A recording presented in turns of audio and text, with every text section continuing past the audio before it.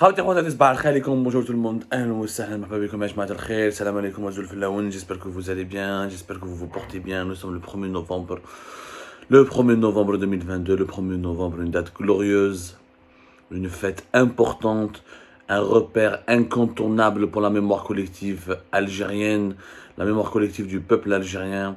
Quoi qu'il en soit, quoi qu'il arrive, quel que soit notre regard critique sur la situation dans notre pays, quelle que soit notre idéologie, notre orientation idéologique ou notre position vis-à-vis des autorités de notre pays, ne pourrons jamais oublier le sacrifice de nos martyrs, de la guerre de l'indépendance, ne pourrons jamais oublier le Moudjahidine, Chouhada Allah yarhamhum, qui se sont sacrifiés pour que notre pays soit souverain et indépendant, et quel que soit le bilan, qu'il soit pas satisfaisant à 100%, et même si le bilan n'est pas comme on le souhaite, et même si l'état du pays n'est pas à la hauteur des attentes et des espoirs du peuple algérien, il n'en demeure pas moins que le 1er novembre est une fête nationale qui fédère tous les Algériennes et les Algériens, ainsi que tous les amis de l'Algérie, que le combat pour la libération nationale et pour cette indépendance est noble et restera l'une des plus belles leçons de l'histoire de l'humanité. Donc tous mes hommages et tous mes respects aux martyrs et aux moudjahidines qui ont arraché l'indépendance de notre pays. Aujourd'hui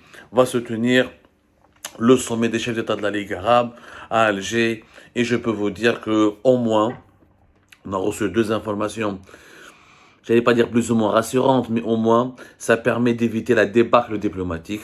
Donc le régime algérien a réussi à éviter au moins la débâcle diplomatique grâce à la présence de 2 importantes personnalités qui vont participer aux travaux du sommet des chefs d'État de la Ligue arabe.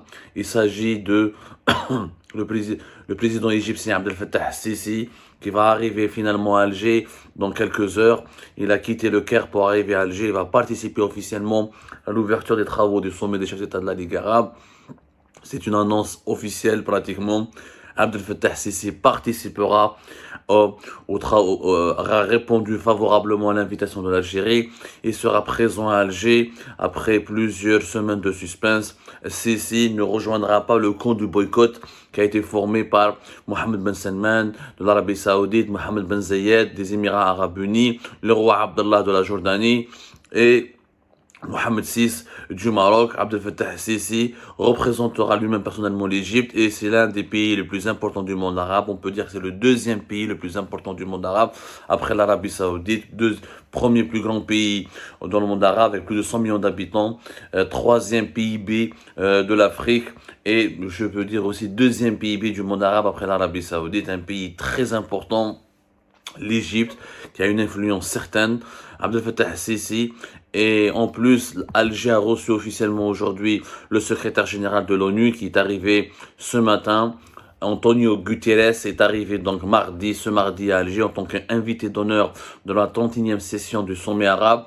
Hier soir, il y a eu une personnalité plus ou moins importante aussi, le président de l'Azerbaïdjan, Ilham Aliyev, qui est en sa qualité de président en exercice du mouvement des non-alignés. L'Azerbaïdjan, un pays de plus en plus important dans l'Asie centrale, un pays qui vient de remporter une guerre contre l'Arménie, un pays qui a une alliance très forte avec la Turquie d'Erdogan, un pays qui compte aussi sur la scène énergétique mondiale. C'est l'un des plus importants fournisseurs de pétrole et de gaz, qui est en train de s'imposer petit à petit sur la scène énergétique et qui compte de nombreux contrats avec les pays européens. Donc l'Algérie a réussi, on va dire, à sauver les meubles. Clairement, la diplomatie algérienne a réussi à sauver les meubles. La présence d'Antonio Guterres et d'Abdel Fattah al-Sisi et d'Ilham Aliyev va rehausser le prestige du sommet arabe. Il faut savoir que comment peut-on mesurer le succès d'un sommet des chefs d'État de la Ligue arabe? On a 2 critères, 2 clés d'évaluation. La première, c'est le prestige des participants. Si les pays organisateurs, si un sommet réunit le maximum de chefs d'État et de princes et de rois de premier rang, là on peut dire que ce sommet est une réussite. C'est comme ça dans le pays arabe. On n'est pas dans l'Union européenne, on n'est pas en Occident. Oui, c'est les ministres des Affaires étrangères ou les chefs de gouvernement peuvent facilement exécuter le travail. Nous sommes dans des pays qui ne sont pas des pays autocratiques, des pays des dictatures, dans des pays des régimes. Pratiquement l'ensemble des pays arabes, c'est des régimes absolutistes. La personnalité du décideur, du chef, qu'il soit raïs ou là qu'il soit un prince ou là un roi, est importante. C'est lui qui décide, c'est lui qui prend la décision. Délégué, dans le monde arabe, on ne délègue pas. réellement le pouvoir décisionnel. Quand on délègue une tâche à une personne, cela signifie que cette tâche n'est pas classée prioritaire aux yeux du dirigeant. C'est important donc d'avoir affaire au dirigeant lui-même, à celui qui détient réellement le pouvoir, pour pouvoir discuter avec lui et négocier avec lui et entrevoir avec lui les possibilités d'un projet quelconque. Donc, en l'absence des chefs d'État ou des rois et des princes de premier rang, un sommet de la Ligue arabe est voué à l'échec, est voué catégoriquement à l'échec. Il est vrai que cette année, les absents sont nombreux et c'est malheureux. Habina ou la Krahna, l'Arabie Saoudite, c'est quand même un pays le plus important, l'un des pays les plus importants en ce moment du monde. Premier producteur du pétrole, parmi les 3 plus gros producteurs de pétrole. Premier pays le plus riche du monde arabe. Sa présence aurait été importante pour garantir, préserver le prestige de ce sommet et garantir le consensus autour de certaines prises de décision. Les Émirats Arabes Unis, c'est la même chose, j'espère. Mais les Émirats Arabes Unis, c'est un pays très important. Très très très important. C'est pratiquement, c'est le deuxième. Les Émirats Arabes Unis sont plus riches en ce moment que l'Égypte. Je ne fais pas. Au niveau du PIB, hein, c'est pratiquement équivalent. L'Égypte 400 et quelques milliards de dollars, les Émirats 300 et quelques. Les Émirats, c'est le 3e pays le plus important économiquement dans le monde arabe et c'est un carrefour d'échange, une plateforme d'échange commercial, politique aussi, incontournable au Moyen-Orient.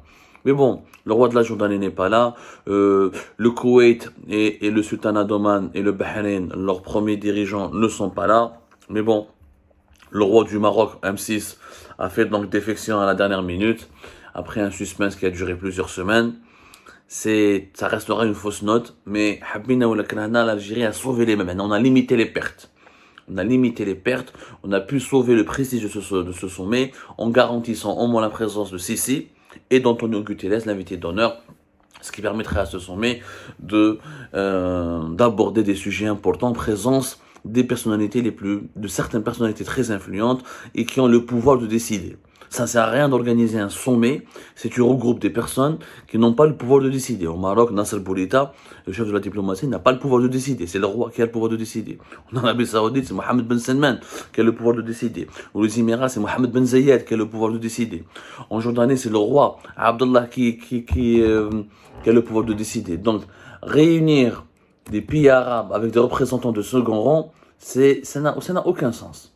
Ça n'a absolument aucun sens. Mais bon, c'est ainsi. La diplomatie algérienne avait fait quelques erreurs.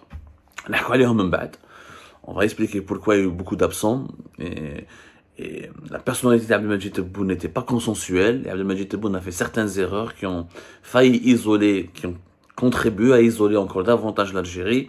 Mais bon, grâce à des efforts intenses, on va dire, et des négociations âpres, on a réussi à convaincre Sisi et le secrétaire général de l'ONU d'être à Alger. Sisi n'avait pas intérêt à boycotter, clairement, le sommet des chefs d'État de la Ligue arabe. Il avait intérêt, le monde arabe constitue un prolongement stratégique de l'Égypte. Le problème avec l'Éthiopie concernant les barrages de la Grande Renaissance, l'influence lobby turc dans la région, le lobbying iranien dans la région, inciter Sisi à se montrer très présent dans la région du monde arabe et pratiquer la politique de la chaise vide n'arrangeait pas les intérêts de l'Égypte. C'est pas comme l'Arabie Saoudite l'Arabie Saoudite ou les Émirats, ils sont dans une autre optique. L'Arabie Saoudite et les Émirats sont dans une optique internationale, ils veulent devenir des puissances émergentes. L'Arabie Saoudite va intégrer le groupe des BRICS, avec le Brésil, la Russie, l'Inde et l'Afrique du Sud. Les Émirats veulent trouver leur place dans le nouvel ordre mondial en s'imposant comme une place financière, économique et touristique incontournable entre l'Asie et l'Occident. Ils ont d'autres objectifs. Pour eux, le monde arabe ne constitue plus une importance vitale. Ils sont dans un schéma de rapport de force et dans un schéma d'influence sur la scène internationale, notamment entre l'Asie et l'Occident. Ce n'est pas le cas de l'Égypte, parce que l'Égypte a des intérêts importants. Elle est en Afrique du Nord, elle n'est pas au Moyen-Orient. Elle est confrontée à des à des crises au niveau de ses frontières qui la menacent directement, la crise au Soudan, la crise en Libye, la crise avec l'Éthiopie, et l'Égypte veut préserver son leadership parce qu'elle se sent menacée par le leadership de plus en plus développé de la Turquie en Libye, en Afrique du Nord, en Afrique subsaharienne, et aussi la présence, le lobby, le développement du lobby iranien dans la région qui risque de torpiller les intérêts égyptiens. Donc Sisi avait totalement intérêt à venir à Alger et à s'imposer lui-même et à ne pas laisser Abdelmajid Tebboune et les autres présents dominer ce sommet des chefs d'État de la Ligue arabe. L'Égypte avait besoin d'être représentée au plus haut rang pour veiller sur ses intérêts, essayer de contrecarrer les lobbies qui pourront compromettre ses intérêts. C'était important.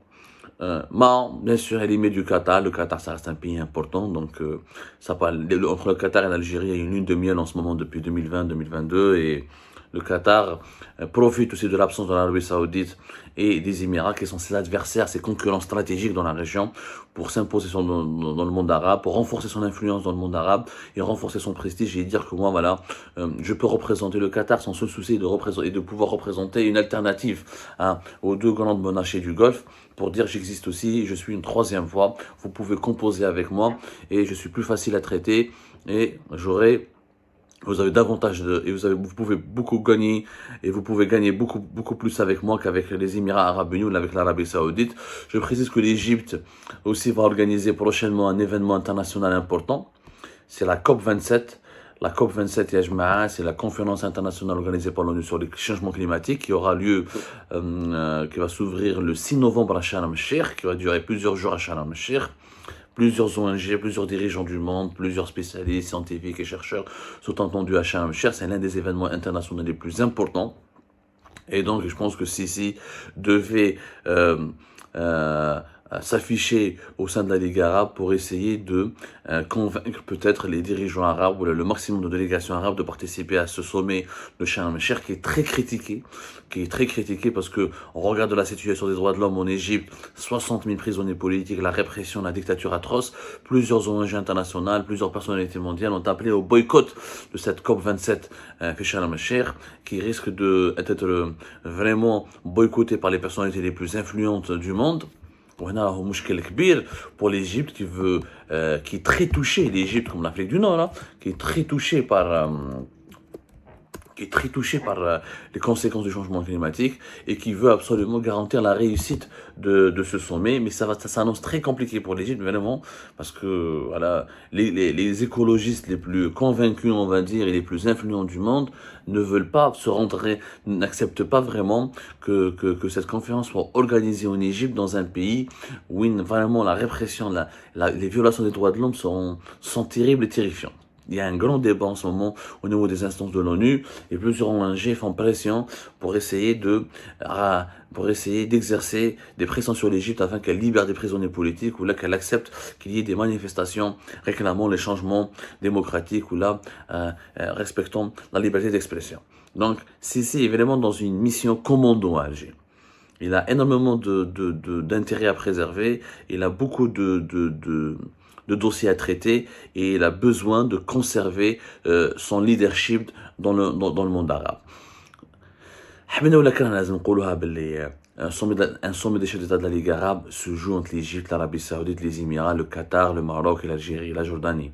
Le reste des autres pays, le Liban, les îles Comores, Djibouti, la Somalie, le Soudan, la Mauritanie, sont des pays de second rang. Avec tout le respect qu'on doit. Il faut dire la vérité, avec tout le respect qu'on doit à ces pays-là, ça reste des pays beaucoup moins influents, beaucoup moins importants. C'est des pays majoritairement pauvres, des pays dont le prestige n'est pas encore.